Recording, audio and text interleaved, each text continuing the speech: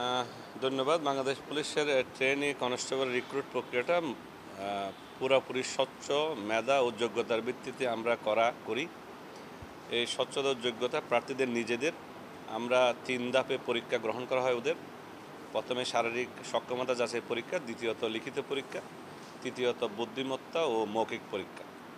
আমরা নাটোর জেলাবাসীকে এতটুকু আশ্বস্ত করতে চাই, আমরা 24 জন মূল তালিকায় এবং 2 জনকে আমরা অপেক্ষমান তালিকায় সহ 26 জনকে আমরা মনোনীত করেছি।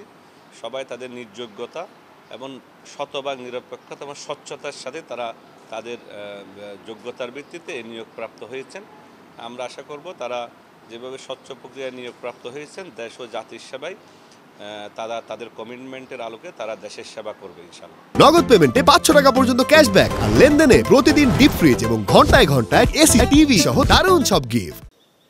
আমার স্বামী গরিব মানুষ, আমরা পাট খাইতে খাই, যতক্ষণ আগে রোজগার করে আনে ততক্ষণ আগে খাই। আমাদের এখানে আমার মেয়েকে খুব কষ্ট করে লেখাপড়া শিখাইছি বাড়ি চরের মধ্যে। মেয়ে হাঁটা চলাফেরাতে চাকরি লেখাপড়া করেছে। আমার মেয়ে যোগ্যতা হিসাবে এখানে আইছে, পুলিশ লাইনে দাঁড়াইছিল, সব দিক হয়েছে। তাই আমি ধরেন যে এখানে আসার জন্য খুব খুশি। টাকা পয়সা কোনো কিছুই আমার লাগেনি। আমার গরিব মানুষ, কোথায় পাবো টাকা? পাট খাইতে খাই আমরা। আল্লাহ ভরসা। আমার বাড়ি বড়াইগ্রাম থানার ভিতরে, আমার গ্রামের নাম গড়মাটি। আমি কৃষিকাজ করি। আমার ছেলে পুলিশ লাইনে দাঁড়ায়, খালি যাতায়াত ভাড়া ছাড়া একটি পয়সাও লাগে নাই আল্লাহর তরফ থেকে। আমরা এতে খুব খুশি।